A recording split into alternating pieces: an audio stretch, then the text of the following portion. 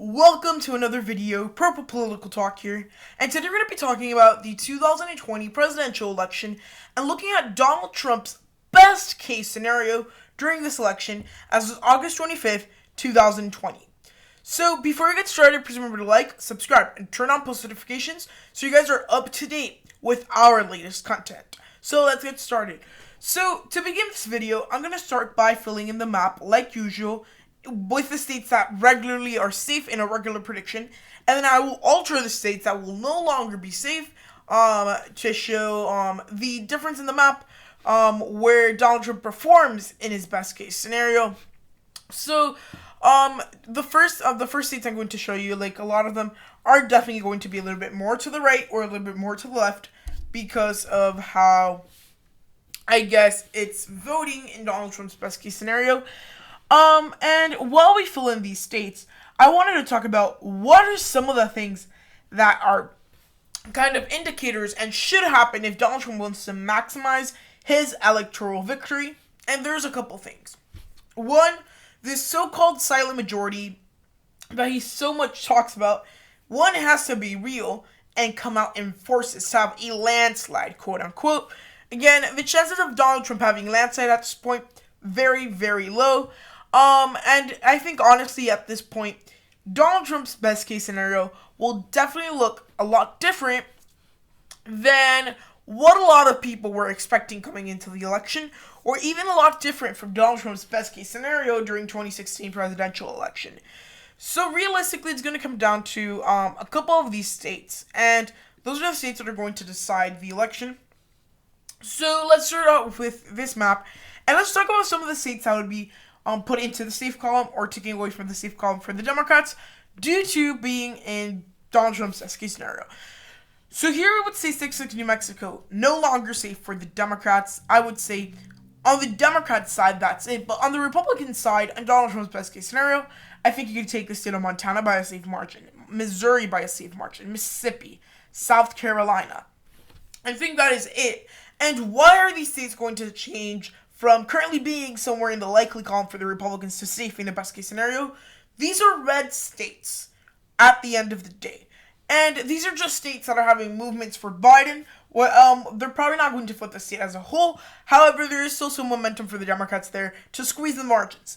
If Donald Trump is able to get everyone together in the country, if he's ever able to get the supporters he had in 2016 to go out and vote for him, and just a little bit more in some of these Republican states, which is not as difficult as getting more voters in areas where voters are very swingy and very independent.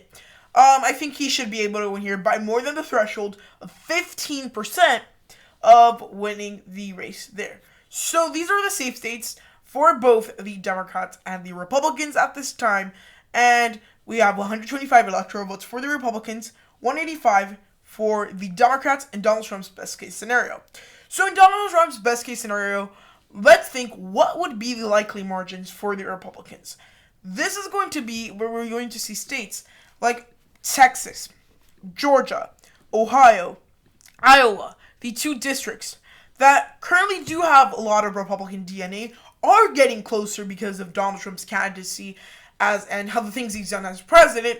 However, these states, just in a regular prediction, are expected to go to the president, whether it be by 2 to 3 points in the case of Texas, or a smaller margin like in the state of Ohio. However, the support and momentum that Donald Trump would have if a best case scenario were to arise, I think these states that have solid Republican DNA in the past would move further into his column, even though the Democrats are doing a very good job at campaigning in some of these places like Texas, Georgia, Ohio, and Iowa, where they're closing up the margins.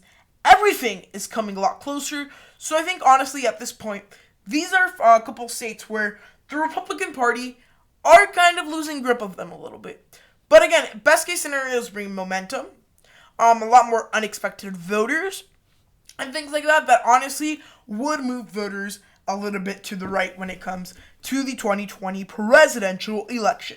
So those are the likely states at this time, I would say, for the Republicans. And again, they're solid Republican states that are just happen to be swingy of this election. So I think, honestly, at this point in time, That's how it will look like. So now let's take a look at the states that Democrats would win by likely margins. So here we put states like New Mexico. You put states like Colorado. And I think that's pretty much it. Because, I mean, Donald Trump's best case scenario, he would carry some of the other states that Democrats are expected to win, or at least get close in some of them. So that's why you don't see the regular likely states for the Democrats here, like Nevada filled in, or Virginia filled in, or New Hampshire filled in. Because these are states that, realistically, if Donald Trump had a lot of momentum, the economy started to fix itself up, and all the other things happened, which, again, need to happen before we see a Trump best case scenario. And again, remember, it's a hypothetical scenario.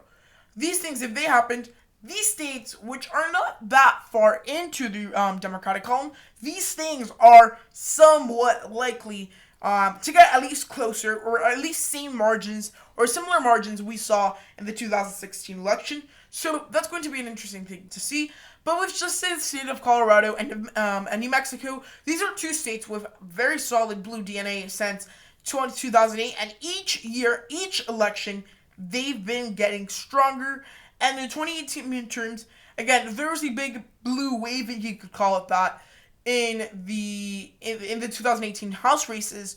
And you could see them being, the Democrats gaining a lot of seats, or proportionally a lot of seats in the states of Colorado and New Mexico. That solidifies their president in these states. Even in a Trump best case scenario, I think Democrats should be able to win in Colorado and New Mexico by around maybe 5 to 10 points, a little bit less than what they are expected to do now. However, everything else on the map that's still not filled in, going to be a lot more contested because of the best case scenario for the president. So those are all the states in likely margins for both Donald Trump and Joe Biden at this time. Let's take a look at the lean states for Donald Trump in his campaign. In a best case scenario, I think Donald Trump should be able to carry a state like Florida by a lean margin. States like North Carolina by a lean margin. And a lot of the other states, they would be, I would say, on the fence of whether to put them in tilt Trump or lean Trump. And I would say that, honestly, there's a couple reasons why. But it's because also these Donald Trump already has a lot of support here. So we could say that these two states, especially more in North Carolina, they're a lot further to the right to a lot of the states that are still not filled in. So in North Carolina, Donald Trump's currently leading by almost 1%. Best case scenario, a lot more momentum. He's having the convention there, so I guess that would help. Especially because he actually showed up and he actually brought some parts of to the economy. Because remember, that was one thing that the Democrats kind of talked for when it came to Wisconsin. However, I mean, here I think Donald Trump would gain momentum from the convention being there. Again, it's strong economy, all the hypotheticals that go into this best case scenario. Expand the margin from 1, that's like right in the threshold for a tilt margin, all the way to 2 to 3%. Like a little bit more than the 1.5 threshold to become a lean state. And I think North Carolina is a state that is solid Republican again, with the Democrats having very, very good campaigning, gaining somewhat of momentum. And honestly, if Donald Trump's able to do that, he should be able to win here by a lean margin. Well, in the state of Florida, a lot of polling data has it around right now 4 to 5%, anywhere in that range. And the thing here is, we don't know if to trust the polls or not in the state of Florida, because realistically, Florida is a very, very hard state to poll. And look, a lot of these pollsters say margin error, all these different things, which again do exist, and that's just a safety net for them. But I mean, the state of Florida, the polls are tightening. Support for Trump is through the roof. And yes, of course, there's other parts of voters that are flipping from Biden to Trump. But I know personally that I live in the state of Florida, a lot more voters that are flipping for from Clinton to Trump than from Trump to Biden. So not only that, but then excitement. That is something very important, especially in a best case scenario where we would see the excitement levels have to be high for you to win. And honestly, you could have all the whole support of the whole country, but if they're not excited to go out and vote for you, they're not going to go out and vote for you, and that means less votes for you. So I think, honestly, at this point, the state of Florida is a state where I'm not sure what's going to happen. But I think that in a best case scenario for this, for Donald Trump in the state of Florida, go by a lean margin to the president. Those are the two Republican lean states at this time. Let's look at the Democratic lean states. These being the states of Nevada, the state of Virginia, and the state of New Hampshire. So looking at this map, we notice that these states are somewhat more questionable, and these three states, I want to make a bold call here because I just want to say that these states were super close in 2016. Again, we're not in the 2016 era. But here's the thing. A state like Nevada, there is a big factor that we have to notice. Some Latinos are starting to like Trump a lot more. He's gaining supports amongst them. The economy in Nevada is down on the floor because of COVID-19. Now, I mean, COVID-19 and how Donald Trump handled it, that's a thing we could discuss in another video. However, when it comes to the economical standpoint and trying to get the country off the ground, after something that really wiped out the whole U.S. economy, I think if he's able to sell the message and he's continuing to do things that he's currently doing with the economy, things like that, he should be able to narrow down the race a little bit. Still, Joe Biden probably wins by 3 to 4 points. However, that's enough to make it in the lean margin. So again, momentum, economic redevelopment, and gaining that momentum in the economy. Somewhat more popularity and general excitement for voting for the president. These things cause these best case scenario. Again, in Nevada, the best case scenario for Trump, I would say, is still he loses. However, I think at this point, it's a lot better than how he was expected to do mid-July, losing by around 10 points. And the state of Virginia, here I think that what really might help Trump and launch him into a best case scenario and winning by around 4 to 5 points is honestly the policing movement. So his campaign has been able to market the Democratic Party as a party of anarchy and all these different things, which again, is that completely true? No. However, I mean, some of the aspects that he says in his ads are somewhat true and things like that. And who is that going to pull the heartstrings off? The suburban voters in the state of Virginia. These are the voters that are going to get scared for some of these other things. And honestly, at this point, what really might hurt the Democrats is if they keep on going with a little bit more of the anti-police movement, if you could call it that. Not generally like defunding it, but they're taking funding away in some of the cities and things like that, which and having like certain people speak at the DNC, in my opinion, wasn't the best things by their nationwide game. However, I mean, that could move a couple of voters in certain areas, but the suburbs is an area where the Democrats could end up losing support because of that. And Virginia is round one. It's, I would say, one of the most suburban states in the U.S., probably next to New Jersey.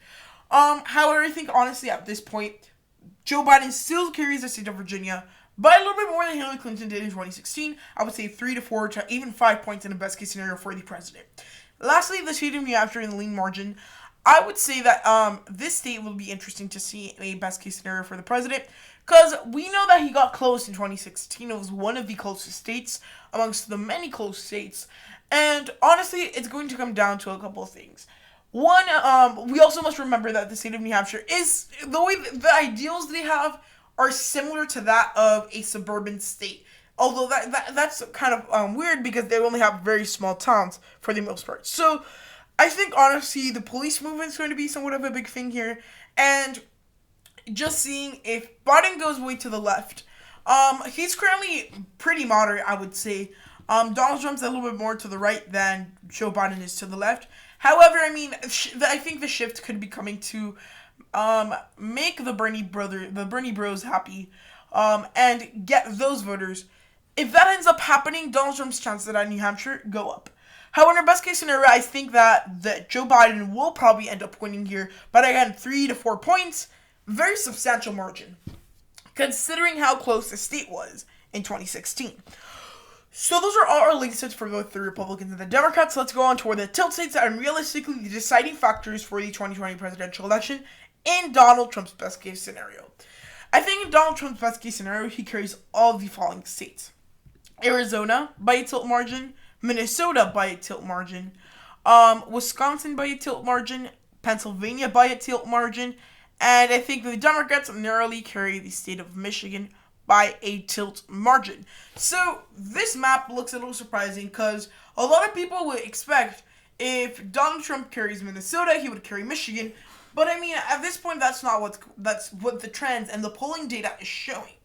So realistically, right now, we're seeing a lot of polling data from the state of Minnesota that are narrowing down the race. We have some that are even tied. Best case scenario, I would say they narrowly go to Trump because I think those polls could have something wrong with them.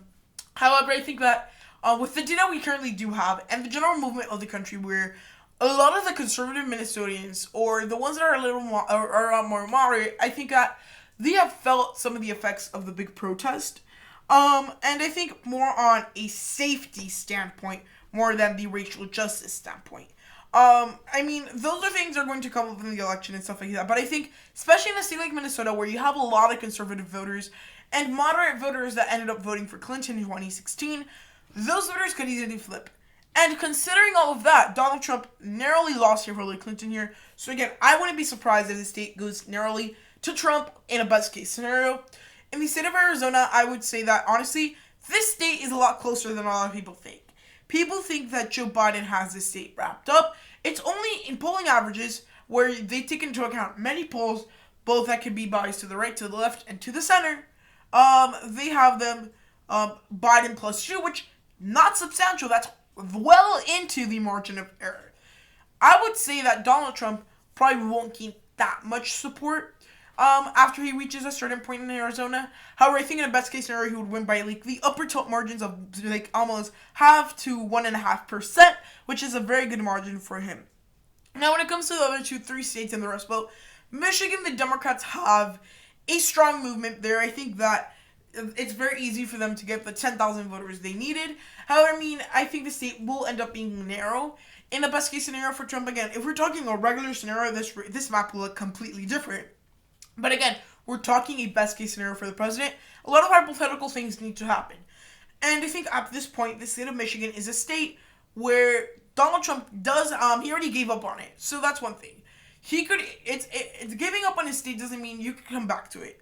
And I think if he starts gaining the momentum, he'll definitely do that. And probably narrowly lose the state. But by maybe like less than 1%. And Wisconsin and Pennsylvania are two states that do still have the Republican voters. And yes, of course, voters have flipped from Trump to Biden, but some have flipped from Clinton to Trump. So that's something else to notice. And especially how big the economy was growing in these areas, with more jobs being brought back and things like that. Which, I mean, a lot of people say that's myths, but the people living in these areas are the ones being affected and seeing the growth of their economy. Not that the economy is horrible under Obama or anything, but I think, like, especially this area of the country, which I guess the Democrats forgot to campaign there. That's really what made it flip. And also, I mean, the economy wasn't in the best shape in those states. So, I mean, those states are seeing progress with Trump. Again, COVID-19 is a big issue. It depends how the voters also go into the ballot box thinking. I think, like, a lot of voters are starting to take the blame a little bit off of Trump and putting on their governors. Because, look, I've always said this.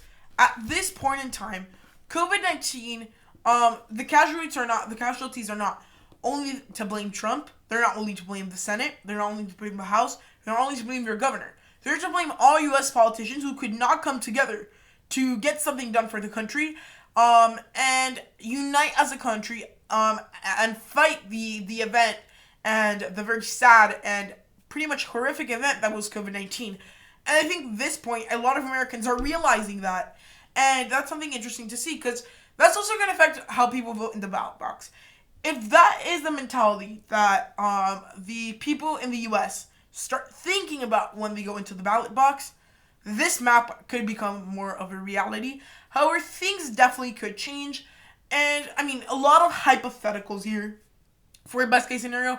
Best case scenarios are very hypothetical. We don't know how big the impacts would be. This is just what I would say, and I would say they would be. And I think, honestly, at this point, Donald Trump is on very thin ice. And even only in his best case scenario, he's carrying 300 electoral votes.